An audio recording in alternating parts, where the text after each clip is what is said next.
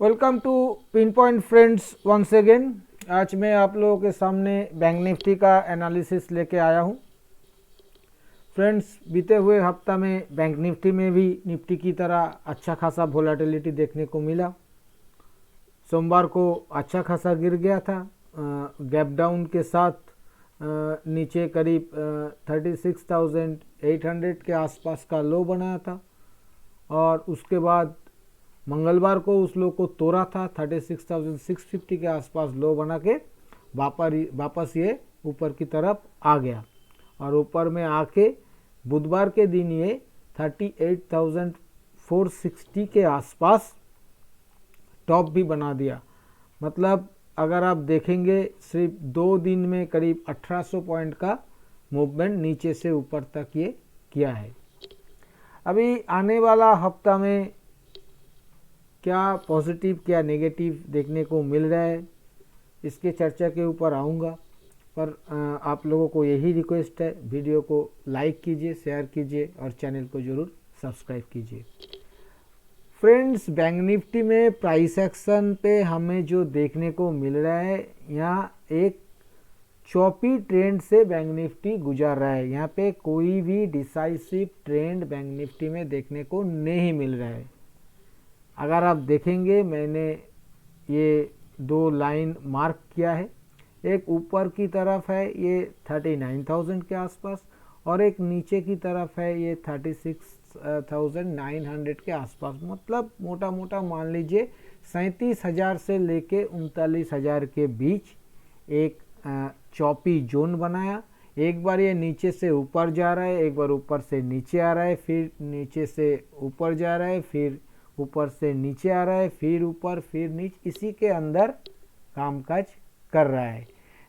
ना ही ये ऊपर की तरफ 39,000 के ऊपर कोई अच्छा खासा ब्रेकआउट दे रहा है और ना ही ये 37,000 के नीचे अच्छा खासा ब्रेकडाउन दे रहा है। ये दोनों में से कुछ भी नहीं हो रहा है, फिलहाल ऐसा देखने को मिल रहा है।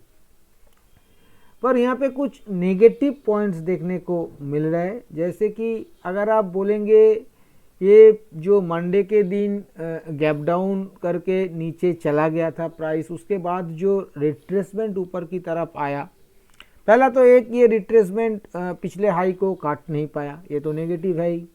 इसके साथ साथ अगर आप देखेंगे, ये जो मंगलवार का दिन प्राइस ऊपर में आया था, उस दिन 20 सिंपल मूविंग एवरेज 38,140 के आसपास था और प्राइस उसी के पास 38,170 के आसपास का क्लोजिंग दिखाया था।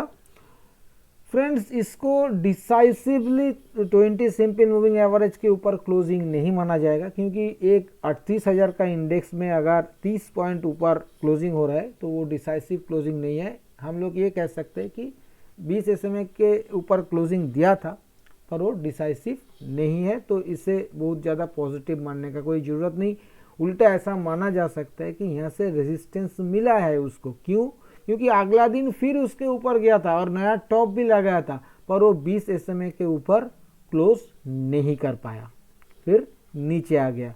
और पिछले 3 दिनों में क्या देखने को मिल रहा है? पिछले 3 दिनों में देखने को मिल रहा है ये जो नीचे से ऊपर की तरफ मूवमेंट आया था, उसका 38.2% फिबोनाची रिट्रेसमेंट लेवल, जो कि आ रहा है आपका 37,775 के आसपास, जो निकाल गया है, जिसको तोड़ दिया है नीचे की तरफ, पहला। दूसरा, जो 50% रिट्रेसमेंट लेवल वो आ रहा है 37,550 के आसपास और फिलहाल प्राइस खड़ा है 37,600 के आसपास। मतलब 40-50 पॉइंट ऊपर 50% रिट्रेसमेंट लेवल से फिलहाल खड़ा है।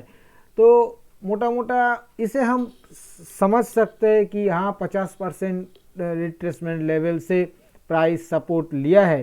पर इसका एक दूसरा पहलू भी है, वो यह है कि जो जितना रैली आप किया था सिर्फ 2 दिन में, उसका आधा तो ख़त्म कर दिया यार, ये भी दिखा रहा है। तो ये बहुत ज़्यादा पॉजिटिव भी नहीं है मेरे हिसाब से, बहुत ज़्यादा नेगेटिव भी नहीं है।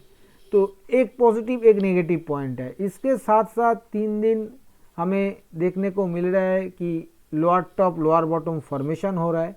आज फ्राइडे के दिन बैंक निफ्टी में थोड़ा सा मतलब 60 पॉइंट के आसपास पॉजिटिव क्लोजिंग कल के मुकाबले में देखने को मिला है, पर वो बहुत ज़्यादा कन्विंसिंग नहीं है।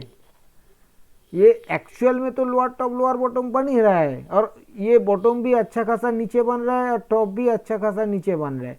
इसके साथ साथ आज हमें और एक पॉइंट देखने को मिल रहा है, ये जो प्राइस इतना दिनों से, मतलब अगर आप सिर्फ 14 फेब का डेटा को छोड़िएगा, मतलब क्लोजिंग को छोड़िएगा, जिस दिन गैप डाउन हुआ था उसको अगर आप छोड़ देते हैं तो काफ़ी दिनों बाद ये प्राइस 100 सिंपल मूविंग एवरेज को तोड़ा है, जो कि फिलहाल खड़ा है 37,765 पे।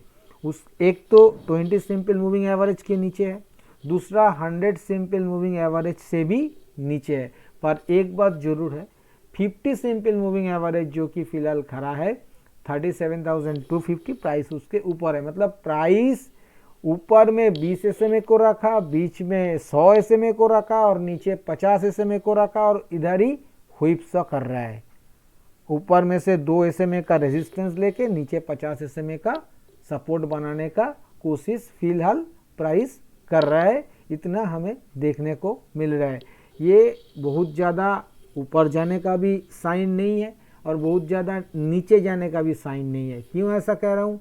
क्योंकि इसमें अभी भी 20 और 50 सिंपल मूविंग एवरेज में गोल्डन क्रॉसओवर बना हुआ है, और 20 थोड़ा सा फॉलिंग है, पर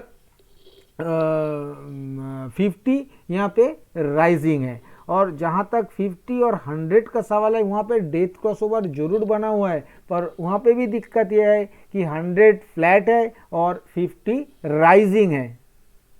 मतलब एक खिचड़ी बना हुआ है। 20, 50, 100 200-300 पॉइंट के अंदर अंदर सब है, और प्राइस उसके बीच कम कर रहा है, कोई डिसाइसिव मूवमेंट भी नहीं है। तो यहाँ पे कॉशसली ट्रेड करना चाहिए। एक्चुअल अगर मुझसे पूछा जाए, मेरे हिसाब से ये नो ट्रेड जोन में फंस गया है। और ये छोटा सा नो ट्रेड जोन अगर आप कहेंगे तो छोटा सा नो ट्रेड जोन, ऊपर में 38,200 और नीचे में 37,300, ये 900 पॉइंट का छोटा सा दायरा, और बड़ा दायरा ऊपर में 39,000 नीचे 37,000। तो इसके अंदर ही फिलहाल कामकाज कर रहा है। तो ये छोटा छोटा नेगेटिव पॉइंट हमें देखने को मिल रहा है। इसके साथ साथ अगर ऊपर से जो ट्रेंड लाइन मैंने ड्रॉ किया है, इस ट्रेंड लाइन को अभी भी काटा नहीं गया, इससे रेजिस्टेंस लिया जा रहा है, तो ये एक नेगेटिव पॉइंट है। साथ साथ नीचे जो ट्रेंड लाइन मैंने ड्रॉ किया है, इसको नीचे की तरफ भी नहीं काटा गया है, और यहाँ पे भी सपोर्ट बनाया जा रहा है। तो ये एक पॉजिटिव पॉइंट है फिलहाल प्राइस दायरे के अंदर। और ये भी एक निफ्टी की तरह ही डेली चार्ट के ऊपर सिमेट्रिकल ट्रायंगल बनाने का कोशिश कर रहा है। पर एक बात यहाँ पे है कि इसका एपेक्स अभी दूर है, तो 2-4 दिन अभी भी इसके अंदर ये कामकाज कर सकता है। फ्रेंड्स, ये मैंने मोटा मोटा आप लोगों के साथ डेली चार्ट का एनालिसिस रखा है। अभी मैं आप लोगों के पास एक बार वीकली चार्ट पे आप लोगों को वीकली चार्ट के ऊपर लेके जाऊंगा।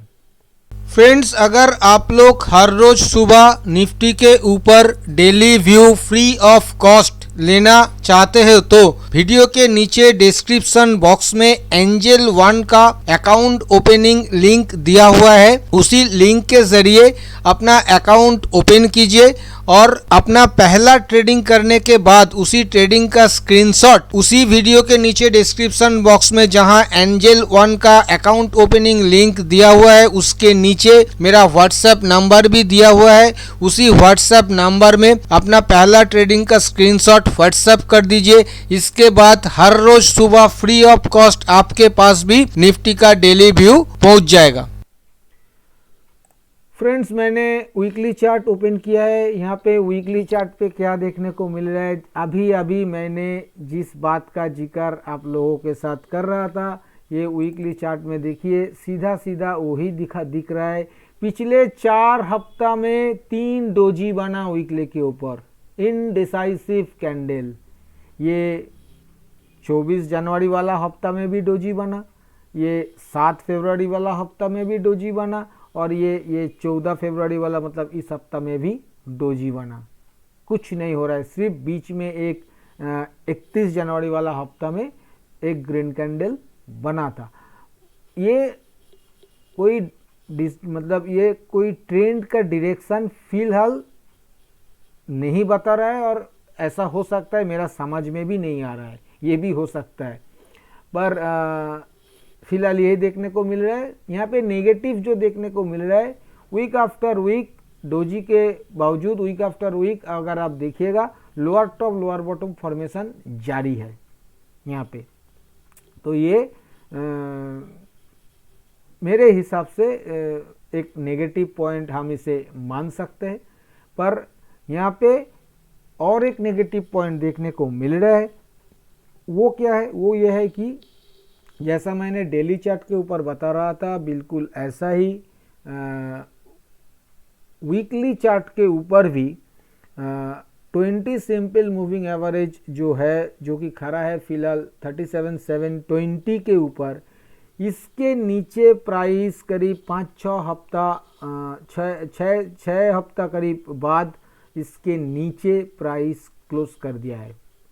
तो ये थोड़ा सा नेगेटिव है, पर इससे बहुत ज़्यादा घबराने का कुछ नहीं है, इसलिए क्योंकि ये जो 20 सिंपल मूविंग एवरेज है ये फिलहाल राइजिंग है। निफ्टी में जैसा है कि निफ्टी में वीकली चार्ट के ऊपर 20 सिंपल मूविंग एवरेज फॉलिंग है, पर यहाँ पे 20 सिंपल मूविंग एवरेज अभी भी राइजिंग है।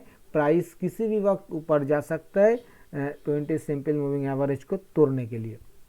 तो ये एक हमें देखने को मिल रहा है। और 50 सिंपल मूविंग एवरेज काफ़ी नीचे है, दोनों ही राइजिंग है, बहुत ज़्यादा घबराने वाला कुछ है नहीं। किसी भी तरफ जब तक ब्रेकआउट या ब्रेकडाउन नहीं आ रहा है बड़ा मूवमेंट मिल सकता है, ऐसा हमें नहीं लग रहा है। ये प्राइस एक्शन एनालिसिस हुआ। इसके साथ साथ अगर RSI देखिएगा तो RSI भी 50 के ऊपर बना हुआ है। RSI में मतलब ये एक छोटा सा रेंज के अंदर RSI फिलहाल चल रहा है, पर 50 के ऊपर बना हुआ है, ये नेगेटिव नहीं है, इतना माना जा सकता है। फ्रेंड्स अभी मैं एक बार ऑप्शन चेन के ऊपर आऊँगा।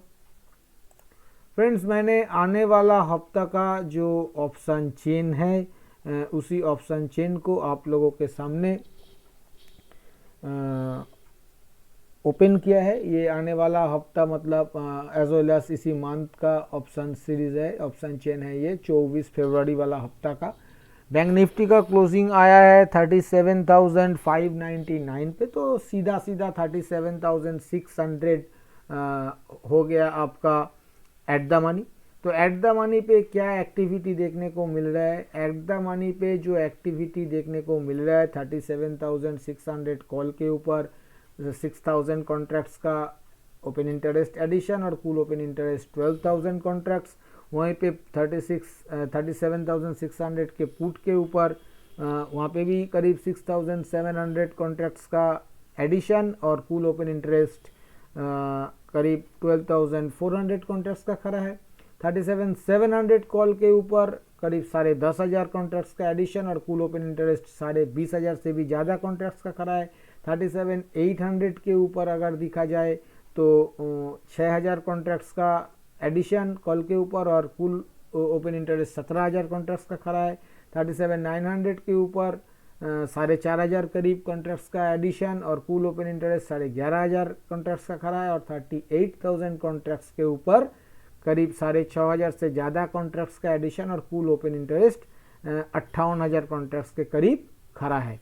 वहाँ पे अगर पुट साइड पे देखा जाए तो 37,500 पुट के ऊपर 15,500 से भी ज़्यादा कॉन्ट्रैक्ट्स का एडिशन और कुल ओपन इंटरेस्ट 48,500 से भी ज़्यादा कॉन्ट्रैक्ट्स का खड़ा है। 37,400 कॉन्ट्रैक्ट्स के ऊपर 5,000 कॉन्ट्रैक्ट्स का एडिशन और करीब 13,500 कॉन्ट्रैक्ट्स का एडिशन देखने को मिल रहा है। 37,300 पुट के ऊपर करीब 8,600 कॉन्ट्रैक्ट्स का एडिशन और कुल ओपन इंटरेस्ट 14,000 कॉन्ट्रैक्ट्स करीब खड़ा है। वहाँ पे 37,200 पुट के ऊपर करीब 8,000 कॉन्ट्रैक्ट्स का एडिशन और कुल ओपन इंटरेस्ट 13,000 कॉन्ट्रैक्ट्स का करीब खड़ा है। तो ये ऑप्शन चेन देखिए out of the money put पे तो थोड़ा बहुत राइटिंग देखने को मिल रहा है और out of the money call पे भी थोड़ा बहुत राइटिंग देखने को मिल रहा है। ये बहुत ज़्यादा कुछ बुलिश या बियरिश सिग्नल नहीं कर रहा है, पर यहाँ पे एक चीज़ जो देखने को हमें मिल रहा है वो ये है कि 37,500 के कॉन्ट्रैक्ट्स के ऊपर फ्रेंड्स आप देखिए कॉल में भी 15,000 कॉन्ट्रैक्ट्स का ओपन इंटरेस्ट का एडिशन और पुट में भी 15,000 कॉन्ट्रैक्ट्स का ओपन इंटरेस्ट का एडिशन, और दोनों तरफ टोटल ओपन इंटरेस्ट भी यहाँ पे 40,000, यहाँ पे पुट साइड पे 48,000 खड़ा है। तो ये 37,500 का स्ट्रैडल शायद स्मार्ट मनी द्वारा बेचा जा रहा है, ऐसा हमें देख के पता चल रहा है। पर यहाँ पे एक पॉजिटिव पॉइंट भी है, 37,500 पुट तो आउट ऑफ द मनी हुआ, पर 37,500 call in the money call हुआ। इन द मनी कॉल में राइटिंग हो रहा है, इसके मतलब कॉल राइटर्स को बहुत ज़्यादा कन्विक्शन है कि प्राइस नीचे आ सकता है। अगर ये बाइंग नहीं हुआ तो तब जाके ये पता चले, अगर ये बाइंग हुआ तो इसका मीनिंग कुछ और निकलेगा। पर ये हमें क्यों राइटिंग लग रहा है, क्योंकि 38,000 का पुट अगर देखिएगा जो कि इन द मनी पुट है, उसमें 8,000 कॉन्ट्रैक्ट्स का अनवाइंडिंग देखने को मिल रहा है 38,000 पुट के ऊपर।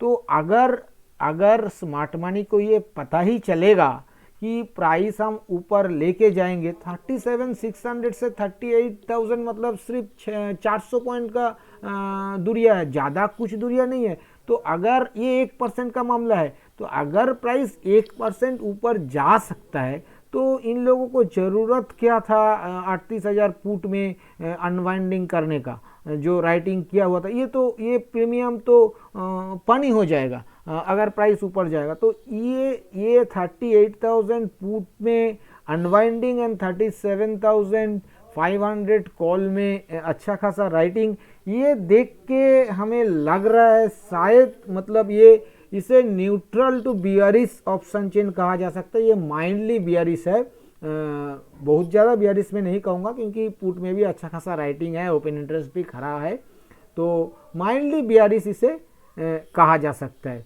ऐसा हमें लग रहा है। फ्रेंड्स अभी मैं आऊँगा कंक्लूजन के ऊपर।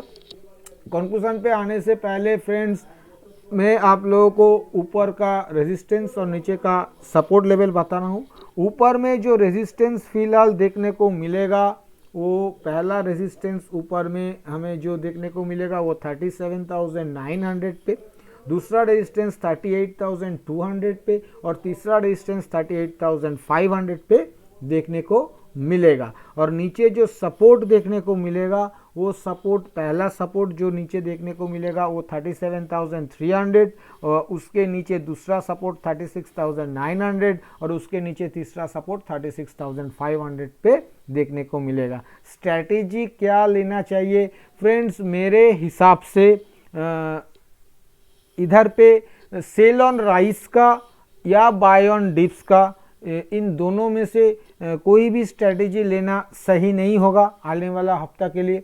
आप ब्रेकआउट बाई ले सकते हैं, एक रेजिस्टेंस लेवल टूट रहा है तो आने वाला रेजिस्टेंस लेवल के लिए या 200-250 पॉइंट के मूवमेंट के लिए आप 100-120 पॉइंट के स्टॉप लॉस के साथ बाई पोजीशंस बनाया जा सकता है। ऊपर में ब्रेकआउट बाई, हर एक रेजिस्टेंस लेवल टूटेगा तो वो ब्रेकआउट बाई लिया जा सकता है, और सपोर्ट लेवल अगर टूटता है तो ब्रेकडाउन सेल भी लिया जा सकता है 100-120 पॉइंट के स्टॉप लॉस के साथ 200-250 पॉइंट के टारगेट के लिए 1:2 के रिस्क रिवार्ड हिसाब से। एक सपोर्ट लेवल टूटता है तो दूसरा सपोर्ट लेवल के लिए, फिर दूसरा टूटता है तो तीसरा सपोर्ट लेवल के लिए, हर एक सपोर्ट लेवल टूटने के बाद ब्रेकडाउन सेल लिया जा सकता है। मैं आने वाला हफ्ता में बाय ऑन डिप्स या सेल ऑन राइस दोनों ही अवॉइड करना चाहता हूँ, ऐसा मतलब ये मेरा मानना है।